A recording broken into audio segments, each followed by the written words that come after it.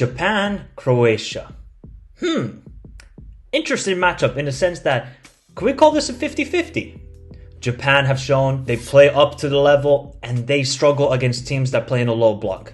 Croatia haven't looked fantastic through this group stage, kind of similar to the Netherlands, but when this team wants to play, they can be very, very good on the day. So here is the preview and prediction of Japan versus Croatia. Let me know your predictions in the comment section down below. Hit the like button, subscribe to the channel if you're new around here, and let's get into the preview. One of everybody's favorite teams at this year's World Cup, Japan, have been a sensational story. I predicted this team to make it out of the group stage, to finish second, and they would have actually played Croatia in my bracket. But Japan decided, oh, we're going to finish first. We're going to beat Germany and Spain after being 1-0 down in the half. Unbelievable character, and Moriyasu deserves some credit, but then deserves some blame. Because this is the key thing here for Japan in this matchup. Moriyasu, how will you start this team? What is going to be your starting 11? Are you going to play 3 in the back? Are you going to play 4 in the back? Like, he has a lot of good players at his disposal, but he needs to get this lineup correct. Because if he doesn't, it could be dangerous times. You cannot keep going 1-0 down against these top level teams. You just can't. Even though it would be amazing again if Japan somehow are 1-0 down in this matchup and then win this game 2-1. So I want to see Motoma start. I want to see Ito start. And I want to see Asano at striker. That would just be my selection for Japan. But this team doesn't need possession.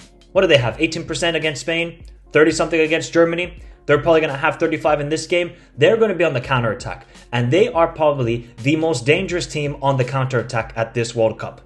Prove me otherwise. The speed, overlapping runs that this team constantly make from the midfield and the attackers is exceptional. So Japan have a real shot in this game, and I absolutely love this team. I think they have a lot of great technical players like Doan. We haven't even seen Tomiyasu much of this World Cup. I think they can cause the upset. It's just down to Moriyasu must get the lineup and tactics right. And if he doesn't, then Zlatko Dalic and Croatia have something else to say. And for Zlatko Dalic's side, I think Croatia haven't really shown the best of themselves at this World Cup, right? Morocco, a little bit of a bore fest. Morocco defended very well. Croatia just found it difficult to create any sort of attack in the game. Against Canada, they went 1-0 down, great character. Then they showed their quality. I mean, Kramaric was amazing in that matchup, and they won 4-1. And then against Belgium, they got very lucky. Let's be honest here. Had Lukaku actually worn cleats instead of Timberlands, Croatia would be out of this World Cup. So they rolled their luck, and they're in the round of 16. But we know with this Croatian side, they are a very good team. When you have that midfield, and when you have those two fullbacks in Sosa and Juranovic, who are constantly making runs around Perisic or Livaya or Kramaric, they cannot expose themselves too much because we have seen Japan are very good on the counter-attack. I think the key here for Croatia is Kramaric. Like I told you before this World Cup, if Kramaric has a good day, Croatia will do well. If he has a bad day, Croatia will generate absolutely no attack. And you saw that against Morocco, and you saw that against Belgium. Kramaric didn't have any impact in those matches. Against Canada, fair enough. Masterclass, 2 goals. You need to be consistent, Kramaric. You're a very good player, but you're just not consistent enough. So what will Zlatko Dalic do with his lineup? Will he keep going with the same guys? Obviously, the midfield and the defense will not change. By the way, Guevardio will be the best center back in 3 years' time. Guy's a beast. The guy's a beast. Maybe he should keep the mask on forever because he is playing at some elite center back level. I love him. And Livakovic still looks a little bit shaky. But he's done well in this tournament.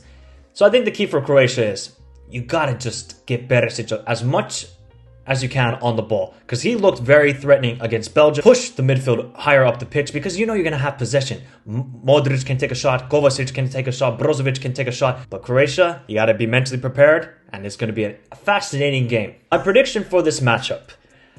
I've been thinking about it. Sometimes I'm thinking Japan because they're so good on the counterattack. They don't need possession. I love Ito. I love Mitoma. They have so much speed and technical ability. Then I'm thinking Croatia because of the experience and the leadership and the midfield. I don't like. It's 50-50 people for me. I don't know what you guys think in the comments, and that's why I want to hear. I want to see what you guys are saying in the comments. I think this is going to be high scoring because Japan have been very clinical, and I think Croatia, they're going to show up on the day. This is when it matters. The group stage, just get past it. Round of 16 is where it begins. That's when the big players step up, like Modric, like Perisic. You saw Mandzukic 4 years ago. The guy kept stepping up his performances. Same with Rakitic. We're going to need the same guys, obviously without Rakitic and Mandzukic, to step up. So I'm looking at Kramaric. I'm looking at Kovacic. You need to step up in the absence of those guys in the biggest moments. It doesn't matter the group stage. Who cares? The big moments. So it's going to be high scoring. I'm going to go 2-2, and then it goes into extra time, and then I'm going to see a Modric screamer from like 20 yards out, and Croatia will win this game 3-2. It's going to be heartbreak again for Japan, who are going to give yet again a European side a tough matchup in the round of 16, but they'll just come up short just again. Their time is soon approaching for Japan. They will eventually make it to a semifinals. Just not yet. Croatia had that experience and that quality. So Croatia wins 3-2 in extra time. Should be a great game, people. I think this is my favorite matchup of the round of 16 because I could see a high-scoring, intense game with a lot of flair and a lot of technical ability. So I think we're all excited. Let me know your predictions in the comment section down below. Hit the like button, subscribe to the channel if you're new around here. And remember, we'll be having a live match reaction after the game. So join me for that, where we discuss the game, who was the best player, moments, and this sort of stuff. Join me then. Have a beautiful day. Stay safe in this crazy one, and good luck to both teams. And adios. Explain something.